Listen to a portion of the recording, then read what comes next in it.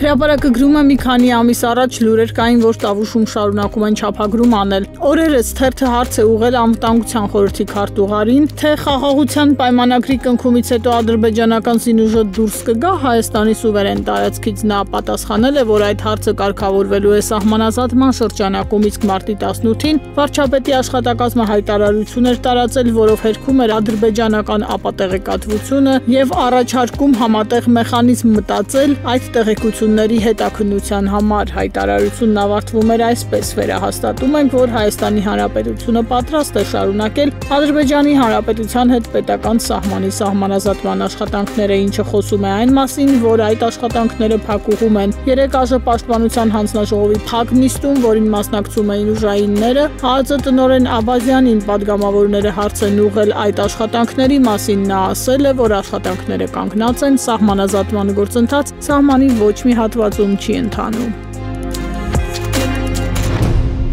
Ժողովուրդը գրում է Պաշտպանության նախարարությունը մարտի 16-ին նախորդ կիրակի օրվանից կրակոցների մասին ադրբեջանական ապատեղեկատվությունը 13 անգամ հետքել է, թեև հայկական կողմն ասում է կրակոցներ չկան, ադրբեջանական մամուլը պայթեցնում է փոխադարձ կրակոցների մասին տեղեկություններով։ 3 առավոտյան հայկական կողմում լսված ադրբեջանական կրակոցների մասին հայտնել էր ապրելու երկիր կուսակցության անդամ Մեսրոպ Արաքելյանը, նշելով, որ ադրբեջանական կողմը ամբողջ գիշեր ինտենսիվ կրակ է արձակել Սոտքի հատվածում։ Պաշտպանության նախարար Սուրեն Պապիկյանն ազգային ժողովում լրագրողների հետ լեզվական մանևրով հասկացրել է, որ կրակոցները գետնի վրա չեն եղել։ Թերթը տեղեկացնում է, որ օրերս Ադրբեջանում նշվում էր Նովրուզին նախորդող վերջին 3 շաբթին, Ադրբեջանում այն նշվում է հատուկ հանդիսությամբ։ Հենց այս տոնի առիթով է, որ ադրբեջանական կողմն ակտիվացել եւ օդ է կրակել։ Այս ավանդույթով միշտ են կրակոցներ հնչել։ ՊՆ-ն այդ կրակոցներն արձանագրել է եւ հերքումները բառախաղի միջոցով արել։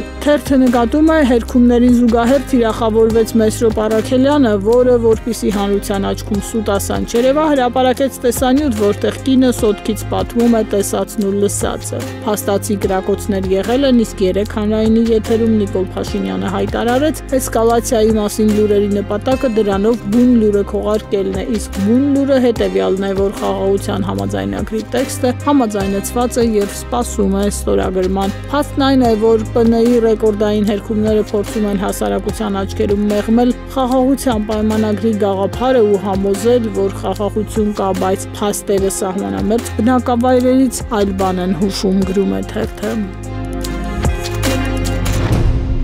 Նույն թեմայի վերաբերյալ հրապարակում կարդում ենք, չնայած 3 ողջ օրը իշխանական քարոզչամեքենան ու ԿՊԱ-ականները լծված էին հերքելու, թե գիշերը ադրբեջանական կողմը կրակ է արձակել Վարդենիսի ու Սոտքի հատվածում, բայց տեղացիներից թերթին պատմել են, տևական ժամանակ կրակել են, շատերն են լսել այդ ձայնը, մարդիկ զարմանում էին, թե ինչպես են հերքում։ Թերթին ասել են, ամենաբարձր մակարդակով պետական ապարատին ու համայնքային իշխանություններին հանձնարարվել է չխոստովանել կրակոցների փաստը, որ չխաթարվի Փաշինյանի հորինած խաղաղության հեքիաթը։ Անգամ նորօրյա Արծրուն Հովհաննիսյանին էին գտել, իդեմս լրագրող Թաթուլ Հակոբյանի, որն առավոտյան գրառում արեց, թե ինքն այդ պահին Վարդենիսում է, կրակոցների մասին լուրերն ապատեղեկատվություն են, իսկ կարճ ժամանակ անց գրառումը հեռացրեց, քանի որ Վարդենիսից անուղղակի հաստատումներ էին ստացվում եւ նույնիսկ Սուրեն Պապիկյանը չորով չհերքեց կրակոցների փաստը, ասելով, թե ՊՆ-ն ներկայացնում է միայն վտանգավոր կրակոցների փաստերը։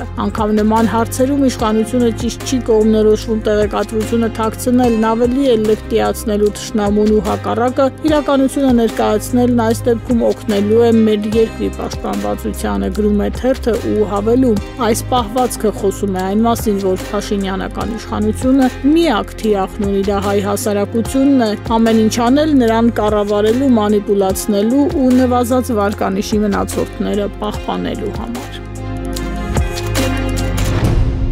Մեկ այլ հոդվածում հրապարակում կարդում ենք, մարտի 29-ին արցախցիները մեծ հանրահավաք են նախաձեռնել Ազատության հրապարակում, սոցիալական խնդիրներից զատ կբարձրացվեն արցախցիների հիմնարար իրավունքների վերադարձի Բաքվում պահվող գերիների հարցը, հատուկ խորհուրդ է ձևավորվել, որի կազմում են Արցախի ՀԿ-ները, խորհրդարանական ուժերը, անհատներ։ Այս օրերին քննարկումներ են հանրահավաքի սցենարի շուրջ, թե ովքեր պետք է ելույթ ունենան, ինչ գործողությունների գնան, թերթը նշում է արցախցիների շրջանում տեղեկություններ կան, որ առաջիկա հանրահավաքին ընդառաջ Փաշինյանը բռնել-բռնոցի հերթական հանձնարարականն է իջեցրել իրավապահներին, որոշ արցախցիների նկատմամբ քրեական հետապնդումներով փորձելու է մյուսներին վախեցնել, բայց նրանք վճռական են տրամադրված ու վստահ են, որ մեծ հանրահավաք է լինելու։